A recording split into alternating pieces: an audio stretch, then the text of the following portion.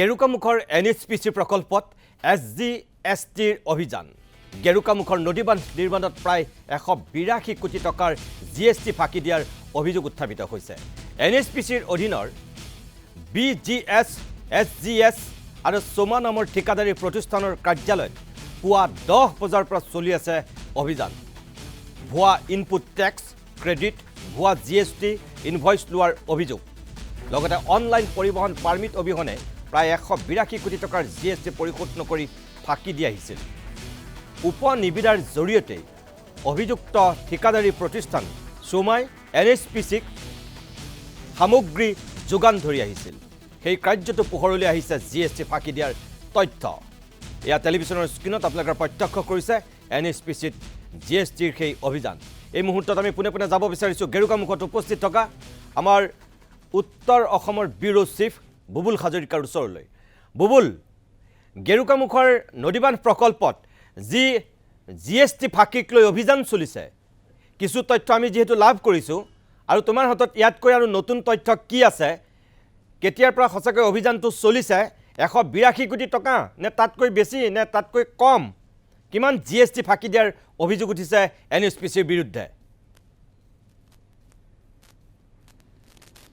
নিশ্চয়কৈ এইটো এটা অতি ভয়াৱহ তথ্য আমি এই মুহূৰ্তত দাঙি ধৰিছোঁ কাৰণ GST এটা দলে ষ্টেট GST এটা টিমে আজি পুৱা 10 বজাৰ পৰা গেৰুকামুখৰ নামনি সোৱণশিৰি প্ৰকল্পস্থলী NHPCৰ অধীনত কাম কৰি থকা অৰ্থাৎ এটা কথা পোনপটীয়াভাৱে ক'ব পাৰি নিতুমণি শইকীয়া যিটো মূল বান্ধ যিটো বৃহৎ নদী বান্ধ এই বৃহৎ নদী বান্ধটো NHPCৰ অধীনত সম্পূৰ্ণৰূপে নিৰ্মাণ কৰিছিলে সোমা নামৰ এই কোম্পানীটো হায়দৰাবাদৰ এটা কোম্পানী তেওঁলোকে এই কামটো কৰি আছিলে আৰু 2003 চনৰ পৰা যেতিয়াৰ পৰা NHPC নামনি সোৱণশিৰি জলবিদ্যুৎ প্ৰকল্পৰ কাম আৰম্ভ হৈছে তেতিয়াৰ পৰা সোমাই ইয়াত কাম কৰি আছে আৰু এতিয়া প্ৰায় 182 কোটি টকাৰ তথ্য আমাৰ হাতলৈ আহিছে তেওঁলোকে খেলিমেলি কৰিছে অৰ্থাৎ ৰাজ্য চৰকাৰে পাব লগা GST এটা অংশ ৰাজ্য চৰকাৰক পৰিশোধ কৰা নাই তেওঁলোকে ভুৱা ইনপুট টেক্স ক্ৰেডিট লৈছে ইনভয়েস লৈছে তেওঁলোকে কিছুমান ফাৰ্মৰ পৰা যিবিলাক ইনভয়েস GST ললে সেইবিলাক তেওঁলোকে এনে ভুৱাকৈ দেখুৱাইছে ফেক ইনভয়েস লৈছে আৰু সেইবিলাক টেক্স ক্ৰেডিট তেওঁলোকে লৈছে আৰু চৰকাৰক টেক্স পৰিশোধ কৰা নাই তাৰ ফলত এই গোটেই কথাটো আজিকালি যেহেতু GSTয়ে তন্নতন্নকৈ গোটেই বিষয়বিলাক চোৱা চিতা কৰি থাকে গতিকে NHPCৰ অধীনত কাম কৰা সোমা নামৰ এই কোম্পানীটোৱে এক বৃহৎ পৰিমাণৰ ৰাজ্য চৰকাৰ পাব লগা পুঁজি তেওঁলোকে আত্মসাৎ বা GST ঘোটালা কৰা বুলি আমাৰ হাতলৈ তথ্য আহিছে আৰু তাত মনোজ দৌৰী বুলি এজন GST অফিচাৰ আছে তেওঁৰ নেতৃত্বত প্ৰায় 7জনীয়া এটা দলে এই মুহূৰ্তলৈকে অভিযান চলাই আছে আমি কিছু দূৰত আছোঁ আৰু তেওঁলোকে কথাবিলাক জনাব ৰাজহুৱাকৈ জনাব কেনেধৰণে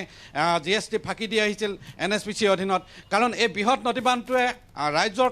ক্ষেত্ৰত কেৱল বিপদৰ সূচনা কৰা নাই নামনি অংশৰ ৰাজ্যৰ ক্ষেত্ৰত চৰকাৰে পাব লগা টকাকেইটাও দিয়া নাই NHPCৰ যিবিলাক বৃহৎ যন্ত্ৰাংশ আহিছে পৰিবহণ হৈছে তাত অনলাইন যেনেধৰণৰ একোটা পাৰ্মিট ব্যৱস্থা এটা থাকিব লাগে যিটো E&OA বুলি কয় তেওঁলোকৰ ভাষাত E&OA এই ব্যৱস্থাটো তেওঁলোকে কৰা নাছিল যাৰ ফলত তেওঁলোকে GSTৰ ক্ষেত্ৰত তেওঁলোকে ফাঁকি দি আহিছিল আৰু এই চৰকাৰে পাব লগা GSTটো তেওঁলোকে ঘোটালা কৰি আহিছিল গতিকে এই কথাটো GST টিমটোৱে ধৰা পেলাইছে এই পৰিমাণ হয়তো বৃদ্ধি হ'ব পাৰে প্ৰায় 200 কোটি টকালৈকে হ'ব পাৰে এতিয়া আমাৰ হাতত যিখিনি তথ্য আছে 100 কোটিৰ অধিক প্ৰায় 182 কোটি টকাৰ এটা খেলিমেলি তেওঁলোকে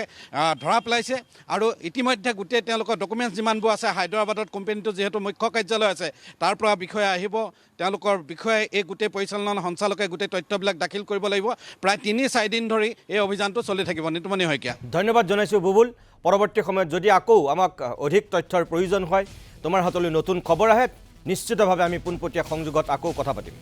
ধন্যবাদ জনাইছোঁ